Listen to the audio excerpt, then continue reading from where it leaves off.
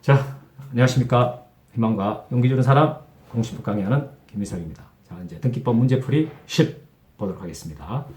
아직 소유권 이전 등기 하고 있는데, 자, 여기에 수용으로 인한 소유권 이전 등기, 이거와 그다음에 신탁 등기, 이거 오늘 보겠습니다. 둘 다 시험 잘 나오는 파트죠. 잘 나오는 파트. 그럼 먼저, 자, 19번 문제. 수용으로 인한 등기에 관한 설명이 틀린 것은 하고 물었어요. 근데 이제 이 문제를 들어가기 앞서서 수용에서 꼭 정리해야 될 것이 있으니까 이거 하나 보고 시작하도록 하겠습니다. 자, 수용에 의한 이전 등기 할 때 이게 직권말소가 되는지 여부를 따져봐야 돼요. 근데 직권말소 되는지 따져볼 때 가장 기본은 이게 소유권이냐, 소유권 외냐.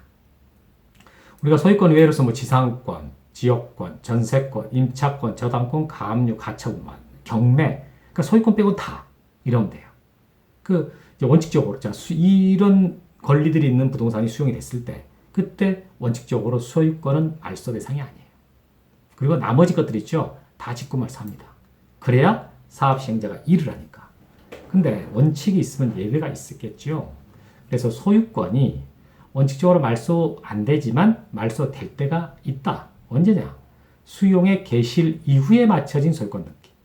이제 수용 개시일 이후 이게 핵심이죠.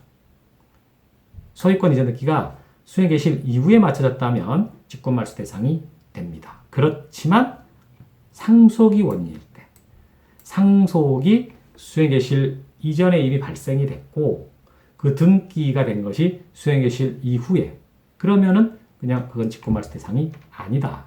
그냥 그렇게 구체적으로 시기까지 볼 거 없고 그냥 원인이 상속일 때는 소유권 이전 등기는 직권말소 안 된다 이래도 그게 문제는 없어요. 자, 그리고 소유권 외의 등기들은 직권말소 되는 게 원칙이다 그랬지만 딱 하나 직권말소 안 되는 게 있습니다. 그게 그 부동산을 위하여 존재하는 지역권. 이게 이제 직권말소가 안 돼요. 이거 왜 안 되느냐? 이게 요역지 지역권이거든요. 요역지 지역권은 방해가 안 돼요. 그래서 직권말소 대상이 아닌 거예요. 근데 이제 우리 선생님들이 보니까 모의고사에서 여기를 그 부동산을 위하여 존재하는 지역권이라고 돼 있잖아요.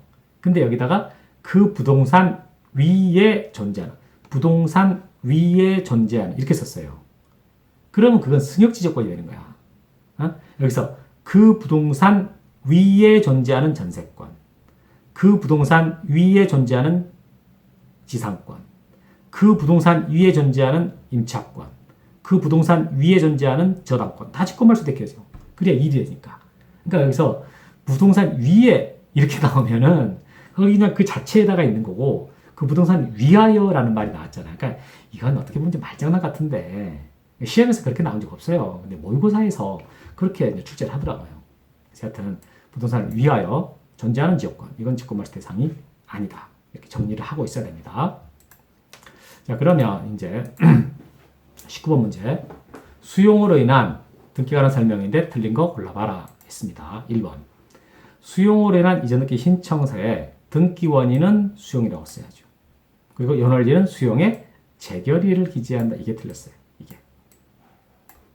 이게 재결일이 아니고 수용의 개시일 또는 수용 한날 이렇게 나와야 돼요. 그래서 1번이 틀린 겁니다. 2번. 수용으로 인한 이전 등기는 토지수용위원회의 재결서 이것을 원인증서로 첨부해서 사업시행자가 단독으로 신청할 수 있다. 방금 신청서에다가 원인은 토지 수용이라고 쓴다 그랬잖아요. 그럼 이제 이 수용이라는 게 있다는 걸 증명을 해야 되는데 그 증명할 수 있는 게 토지수용위원회의 재결서다. 또는 뭐 협의성립 확인서 이런 것들이 있어요. 그것을 제출할 수 있습니다. 3번.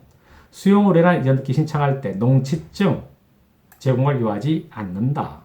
우리 그때 6회 때 농지증 했던 것 같은데 여러분 농지증 이게 개소리잖아요. 계약을 원인으로 소유권 이전 등기 할 때. 그런데 수용은 법률에 규정이지 않습니까? 그러니까 제공을 요하지 않는다. 맞습니다. 4번. 권리자의 단독 신청에 따라 수용을 인한 이전 등기를 하는 경우에 등기관은 그 부동산을 위해 존재하는 지역권, 그 부동산을 위하여 존재하는 지역권, 이건 직권말소 대상이 아니다. 맞습니다. 5번. 수용으로 인한 이전 등기가 된 경우에 토지수용위원회 재결이 실효됐다. 이랬을 때 그 이전 등기의 말소 등기는 원칙적으로 공동 신청합니다. 맞아요. 여러분 처음에 수용으로 인한 이전 등기는 그건 공익사업을 위해서 원활한 진행을 위해서요.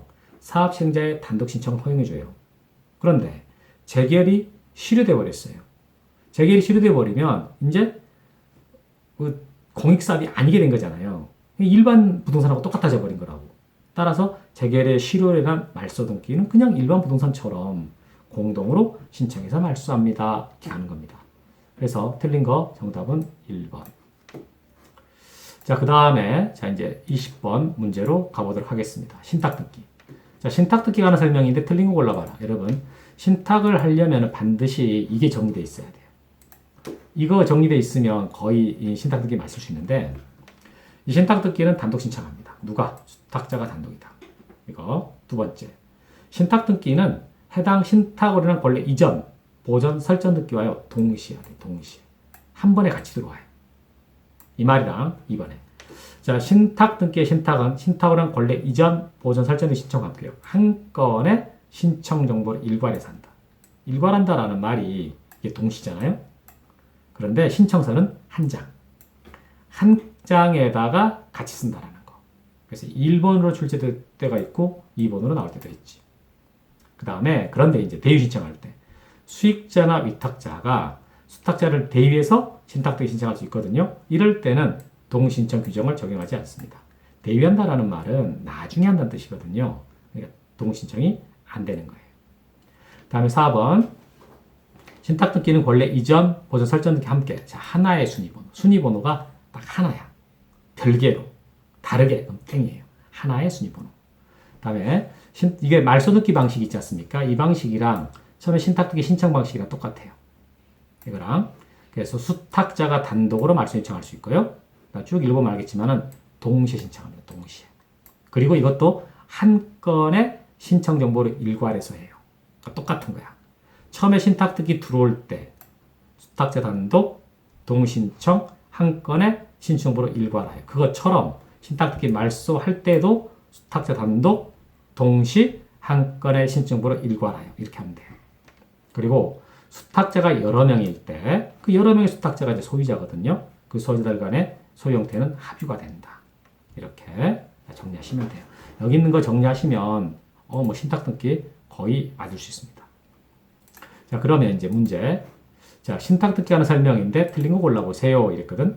신탁 등기 신청은 신탁으로 인한 권리 이전, 보전, 설정 등기 신청 함께 한 건의 신청 정보를 일괄해서 합니다. 맞는 거죠. 한 건의 정보로 일괄해서 합니다. 오케이. 다음에 2번. 신탁 재산의 처분으로 수탁자가 얻은 부동산이 신탁자에 속하게 됐을 때 이때 수탁자가 단독으로 신청할 수 있다.